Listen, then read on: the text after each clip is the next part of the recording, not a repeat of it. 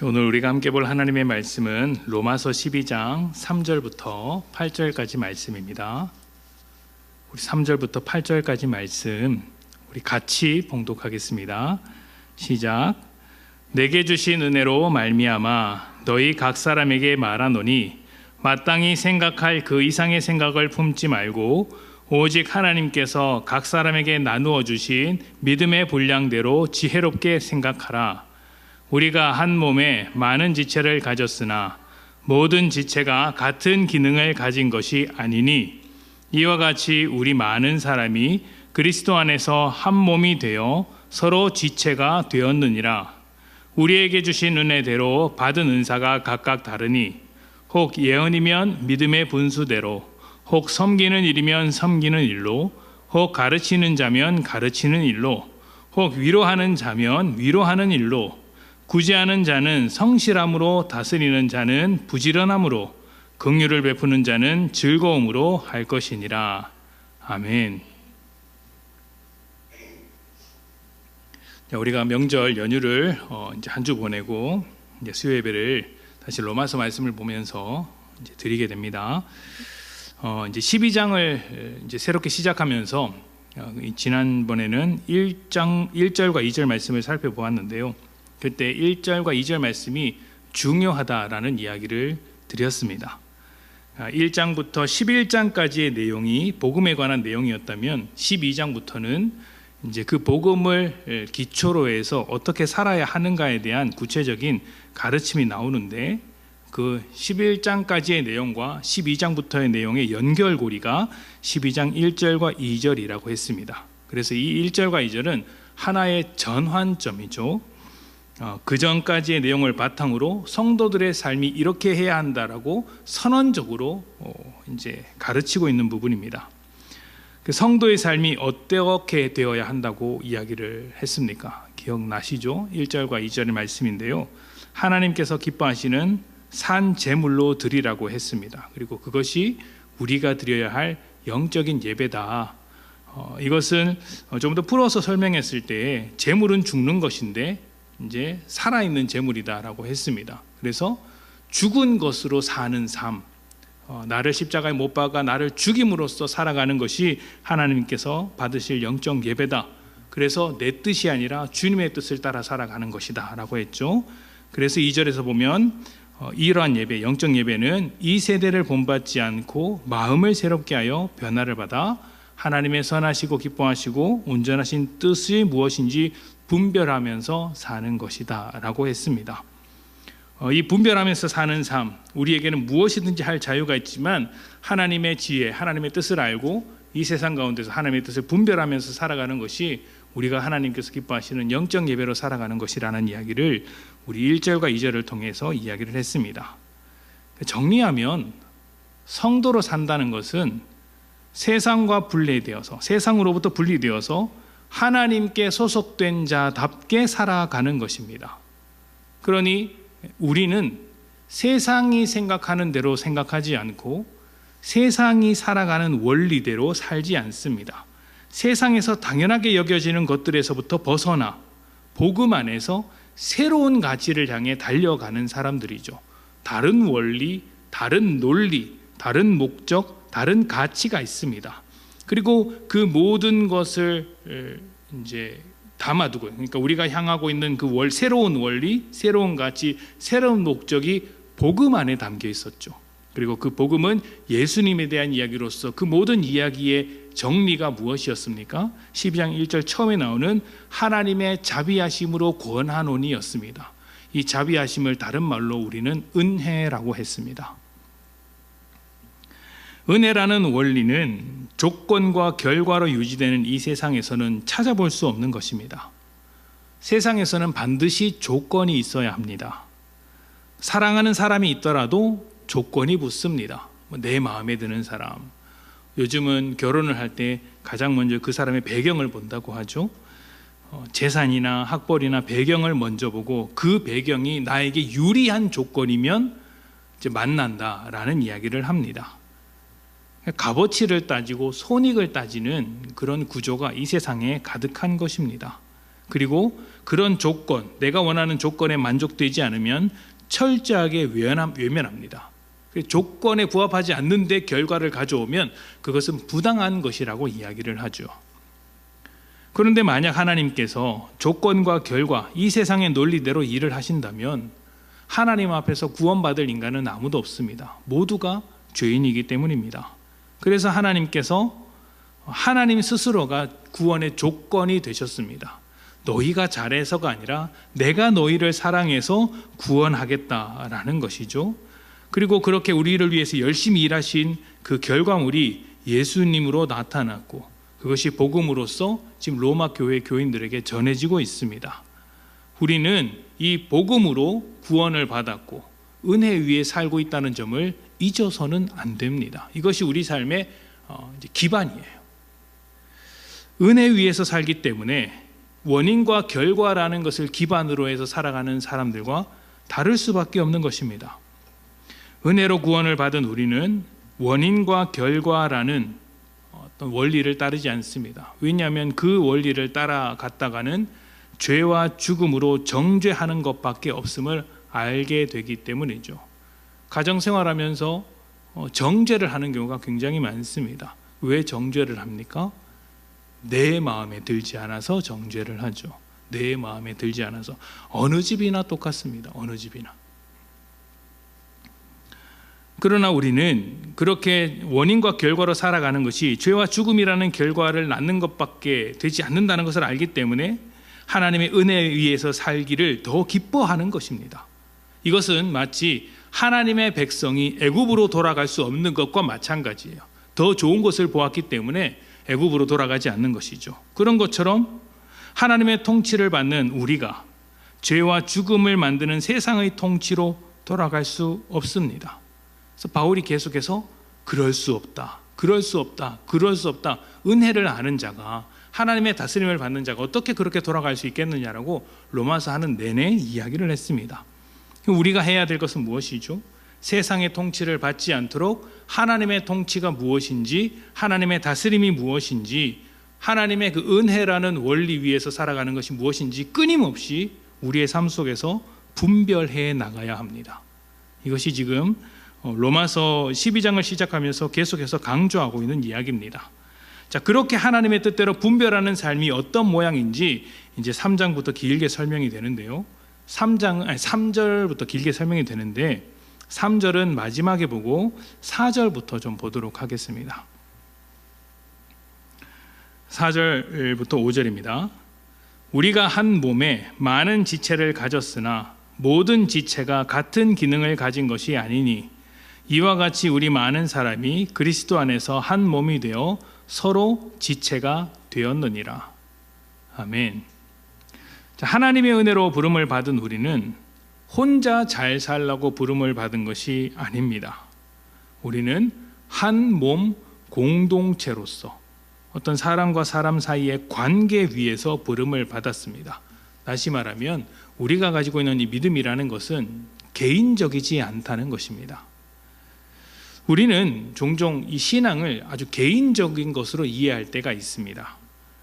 그러니까 내 마음이 편해지기 위해서 믿음 생활한다. 살다 보니 여러 가지 어려움이 있어서 위로가 필요한데 그때 아주 좋은 말씀으로 위로를 받기 위해서 신앙생활한다, 교회 간다.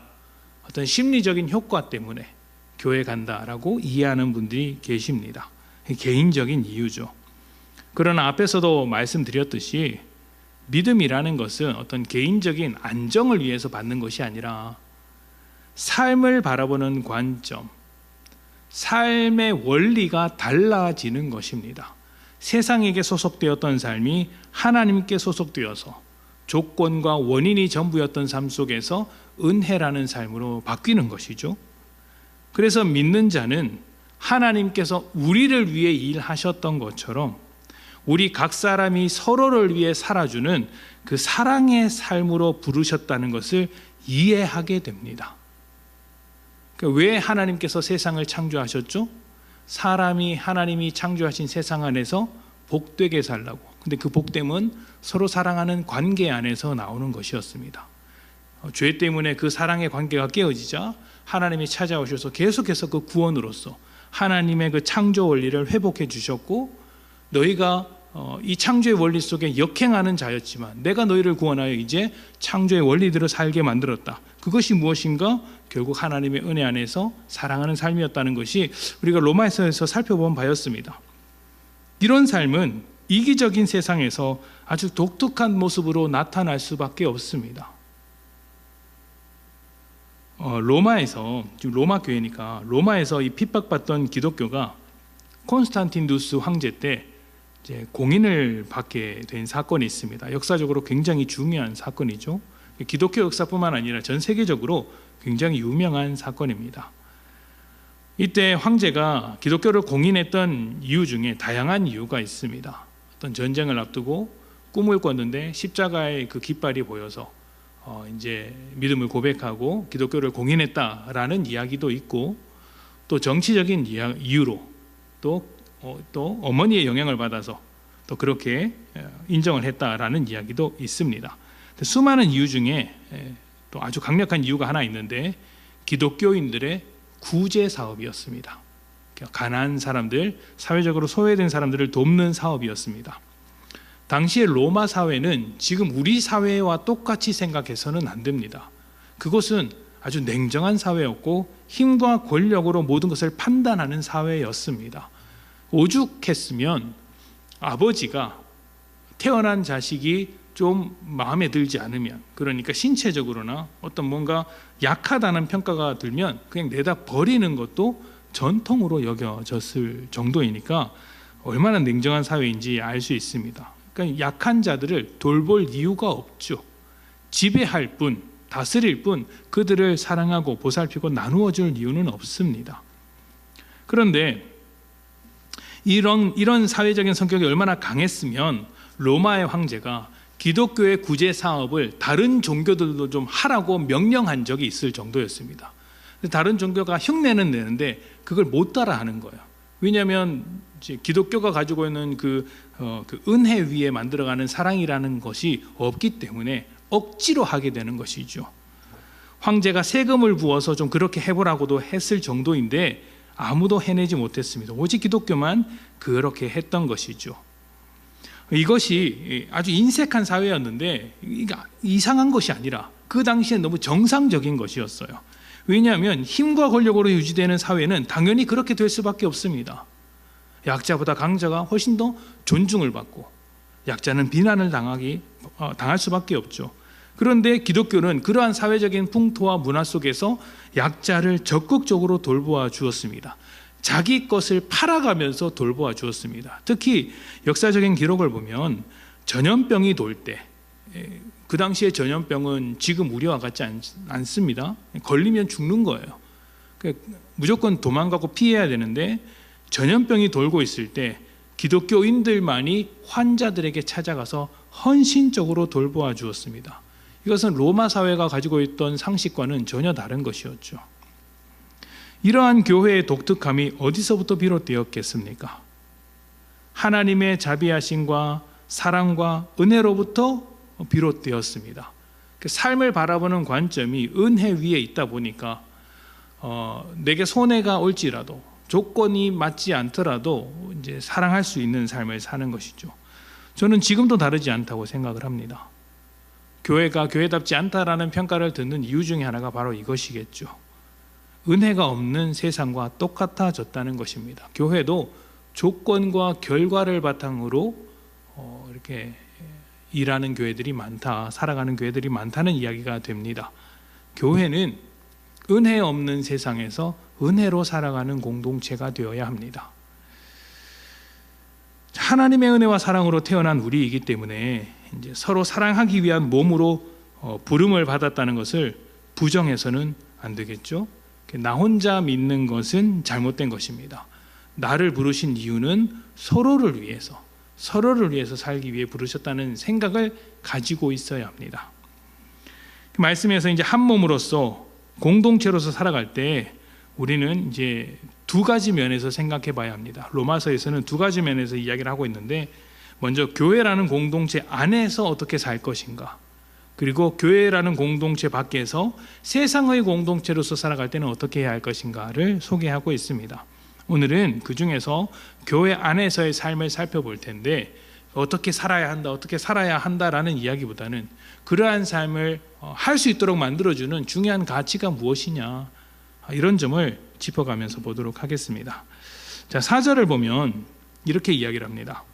공동체로 부름을 받은 우리가 한 몸의 지체로서 각각 다른 모습, 다른 기능으로 부름을 받았다라고 이야기를 합니다.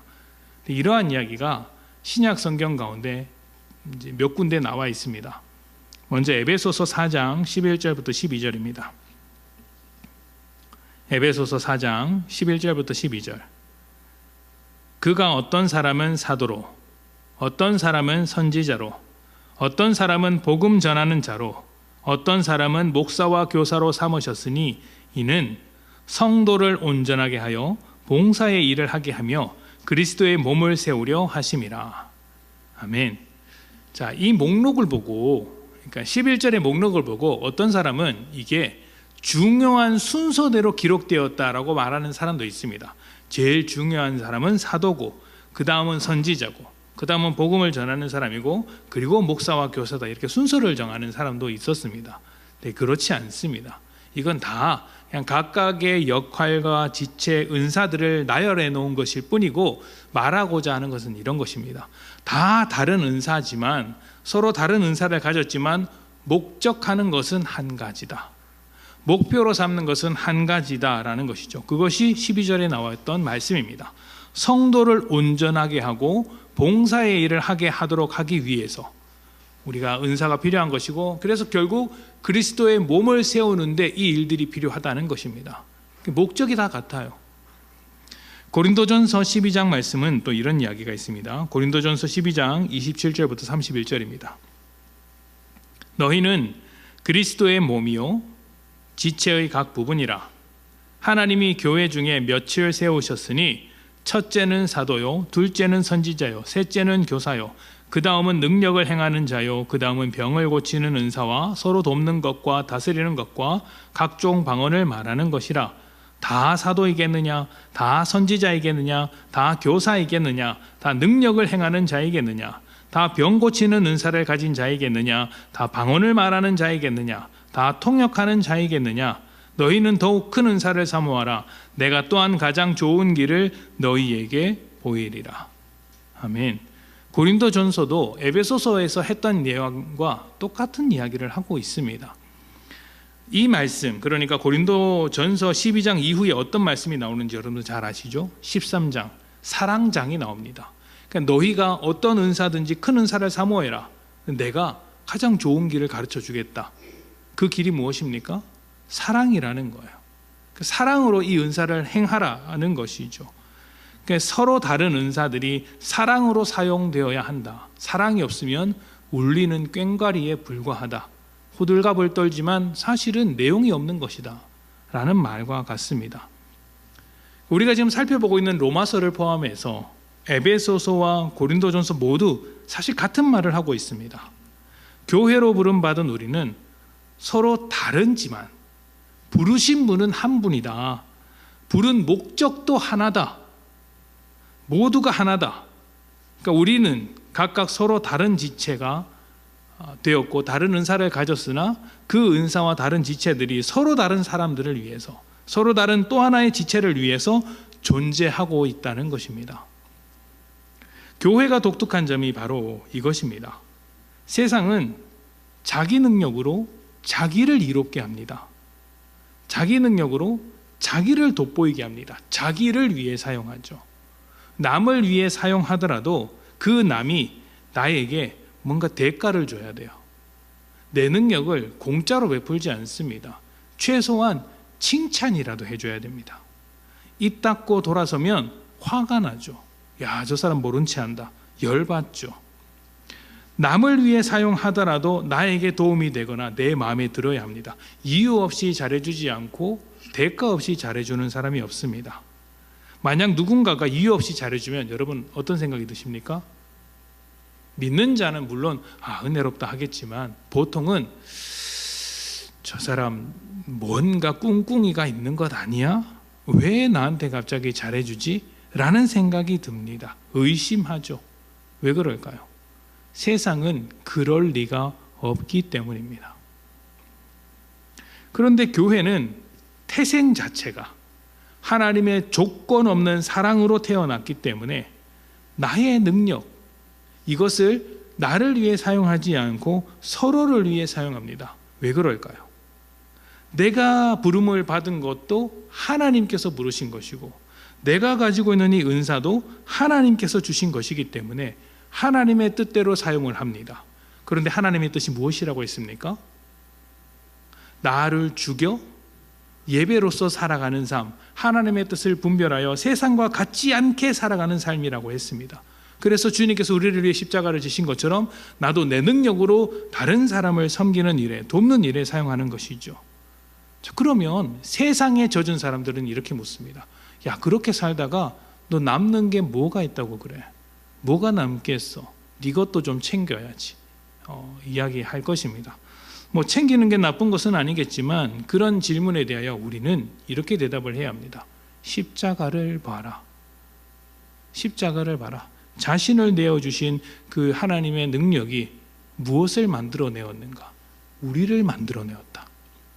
우리가 다른 사람에게 베푸는 이 은혜가 어떤 결과를 맺을지는 하나님만이 아신다. 그리고 내 삶은 하나님이 책임지시는 것이다 라는 고백이 있어야 한다는 것이죠. 자, 로마서 12장 6절부터 8절 말씀을 한번 봅시다. 자, 그렇게 한 몸의 지체로 부름받은 우리는 각각 다양한 은사를 가지고 있습니다. 방금 에베소서에서도 설명을 했고 고린도전서에서도 설명을 했는데 로마서에서도 설명을 하고 있습니다. 자, 6절부터 8절입니다. 제가 봉독합니다. 우리에게 주신 은혜대로 받은 은사가 각각 다르니, 같지 않아요. 각각 다릅니다.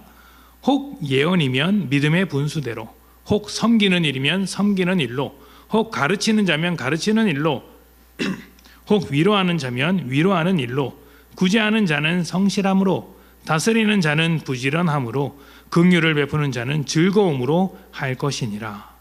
아멘. 이게 무슨 말이냐면 우리는 한 몸으로서 서로 다른 지체의 역할을 맡고 있다는 것입니다. 각각 다른 은사로서 한 몸을 만들어 가고 있다. 그러니까 팔이 필요하고 다리가 필요하지 않습니까? 다 팔이 될 필요는 없다, 이 말을 하고 있는 거예요. 너는 팔이고 너는 다리야. 너는 손톱일 수 있겠지. 너는 팔꿈치일 수 있겠지. 팔꿈치는 어디에 좋을까요? 제가 가끔씩 아내에게 마사지를 해준답시고 팔꿈치로 꾹꾹 누르면 아내가 비명을 지르고 도망을 갑니다. 아프다고. 그리고 나서 언젠가는 복수하겠다고 하면서 제가 갈 때 와서 이제 허벅지를 누르는데 이제 그럴 때 아니고서는 잘 사용하지 않는 것 같아요. 이제 때만 끼고. 그런데 그런 것도 우리 몸의 지체라는 것입니다. 만약 한번 생각해 보십시오. 모두가 유용하게 쓰는 팔이라면, 한 몸에 팔만 가득 달려 있다면 그 모습이 얼마나 귀괴하겠습니까? 괴물과 같죠. 건강한 몸이 되기 위해선 각각 다른 모습으로 부름받았다는 것을 이해해야 합니다. 나는 팔이구나. 나는 다리구나. 그래서 예언하는 자면 믿음의 분수대로, 섬기는 일이면 섬기는 일로, 가르치는 일이면 가르치는 일로 해라, 이렇게 말을 하고 있는 거예요. 각각 다른 은사로 부름을 받았다라는 것이죠. 그런데 이것이 세상의 관점으로 보면 불편합니다. 왜냐하면 누군가는 낮은 모습으로 부름을 받았고 누군가는 높은 모습으로 부름을 받았기 때문이죠. 그래서 세상의 관점으로 보면 낮은 모습으로 부름받았다는 것을 인정하고 싶지 않을 때가 너무 많아요. 다 높은 자리에 올라가고 대접받고 싶은 사람이 되고 싶은 것이죠. 그러나 하나님의 부르심은 모두가 한 몸 안에 있는 지체, 같은 지체라는 것입니다. 그래서 높은 모습으로, 높은 모양으로 부름을 받았든 낮은 모양으로 부름을 받았든 세상에서 이름께나 드러낼 수 있는 모양으로 부름을 받았든 그렇지 못한 모습으로 부름을 받았든 서로 간에 우열은 없다라는 거예요. 모두가 한 몸 지체일 뿐이다. 우리는 예수라는 이름으로 평가를 받는 것이지 내가 얼마나 대단하냐, 내가 얼마나 팔이냐, 내가 얼마나 다리냐, 이런 것으로 평가를 받지 않는다는 것입니다. 그렇게 우열을 따지는 것은 세상에나 볼 수 있는 것이다. 우리를 그렇게 부르신 분의 목적이 더 중요하다라고 이야기를 하는 것이죠. 그래서 그 목적 안에 있으면 모두가 다 귀하고 복된 역할이다, 존중받아야 할 역할이다 라는 것입니다. 여러분, 팔이 다리보다 더 귀하다고 할 수 있습니까? 팔꿈치가 팔보다 더 못나다고 할 수 있습니까? 그럴 사람은 없습니다. 똑같이 소중합니다. 모두 몸을 이루는 역할을 감당하고 있기 때문이죠. 그래서 각각의 은사를 어떻게 소개하고 있냐면 이렇게 소개하고 있어요. 예언하는 자는 믿음의 분수대로. 예언이 무엇입니까?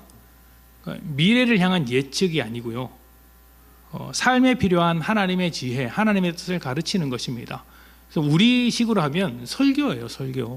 설교나 설교와 비슷한 그런 가르침들, 성도들 가운데 서로 나누는 것들, 이런 것들이 모두 예언의 범주 안에 속한 것입니다. 이것을 믿음의 분수대로 하라고 합니다.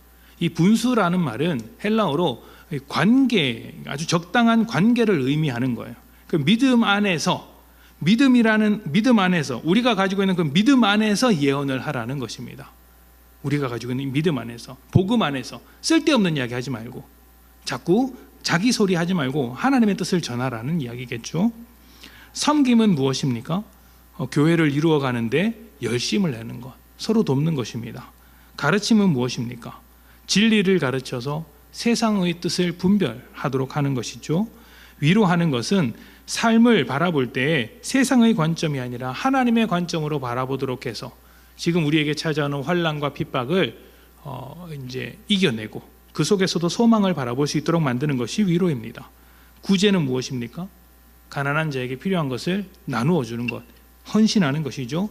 다스림은 하나님께서 다스리듯이 잘 관리하고 다스리는 것을 뜻합니다.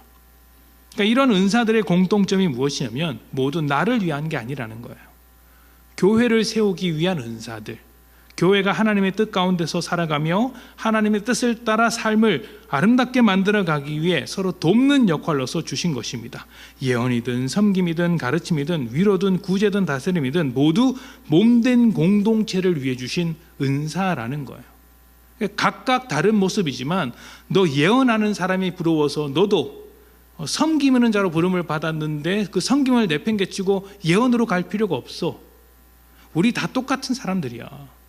누군가는 위로하는 사람으로 부름을 받았는데 가르치는 자가 되기 위해서 그 위로하는 것으로 위로하는 것을 버리고 가르치는 것으로 넘어갈 필요 없어. 가르침으로 부름을 받은 자는 가르치면 돼. 왜냐하면 다 똑같은 일을 하고 있기 때문에. 모양은 달라도 결국 다 똑같은 일을 하고 있기 때문이야 라고 설명을 하고 있는 거예요. 우월이 없습니다. 열등한 것도 없습니다. 모두 하나님의 필요를 따라 하고 있는 것이죠. 만약 교회 안에서 특별한 은사를 받은 것처럼 스스로를 높인다면 그것은 이 은사를 주신 하나님의 목적과 전혀 반대되는 것입니다. 근데 그렇게 하는 사람들이 꽤 많아요. 내가 은사를 가지고 있다, 열심을 내고 있다, 교회 사역을 많이 한다고 해서 어깨에 힘 꽤나 주고 계신 분들이 많습니다. 하나님께서 그 어깨를 똑 부러뜨리실 거예요.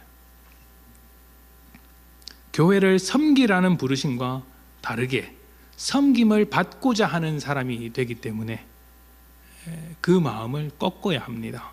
내가 부름을 받은 것은 대접받으려 한 것이 아니라 인정받으려고 한 것이 아니라 섬기라고, 교회를 온전히 세우라고 하신 것이구나, 이해를 해야 합니다. 우리가 말씀에는 우리 모두가 그런 지체로 부름을 받았다라고 이야기를 합니다. 우리 모두가 부름을 받은 거예요. 다시 말하면 우리 모두가 역할이 있다는 것입니다. 크든 작든 모두가 역할을 가지고 있습니다. 몸을 위해 섬기는 역할을 가지고 있는 것이죠. 이 역할, 이 부르심, 이 책임에서 도망쳐서는 안 됩니다. 분명히 우리는 모두가 이 역할, 이 지체로 부름을 받았다고 이야기를 합니다.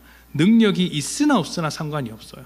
하나님의 목적을 동일하게 가지고 있으면 모두가 동일하다는 것이죠.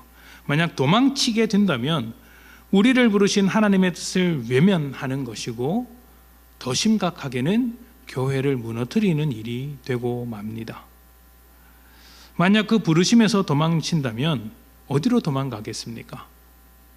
세상으로밖에 도망가지 않겠습니까? 세상밖에 없죠. 내가 적당히 믿고 그냥 이제 교회에서 주어진 그 책임을 외면하고 열심히 안 하고 그냥 적당히 믿고 싶다라고 하는 것은 세상을 추구하면서 살겠다는 말과 똑같습니다. 바울이 늘 이야기했죠. 은혜 아래 있으면 그럴 수 없다. 하나님께서 우리를 자유롭게 하셨기 때문에 교회를 적당히 다니면서 그냥 세상을 추구하는 삶을 살아갈 수도 있다. 살아갈 수도 있어. 그러나 진짜 은혜를 받은 사람이라면, 하나님의 이 복음을 깨달은 사람이라면 삶을 그렇게 허비할 수는 없지. 우리가 세상으로부터 건재함을 받아 거룩한 자리로 왔는데 왜 거룩한 일에 열심을 내지 않고 자꾸 세상으로 돌아가려고 하느냐라고 물어볼 것입니다. 그 역할을 크든 작든 많든 조금이든 어떻게든 감당하려고 하는 것이지 그것을 외면하려고 하지는 않는다는 것입니다. 왜요? 우리는 은혜로 구원받은 사람들이고 그 은혜의 값어치, 교회로 부르신 그 하나님의 뜻이 무엇인지를 이해하고 있는 사람들이기 때문입니다. 세상 안에 있지만 세상을 추구하지 않는다는 것이죠. 자, 이것을요, 여러분, 그러니까 교회를 위해서 삶을 다 내팽개치고 교회 일만 해라, 이게 아닙니다.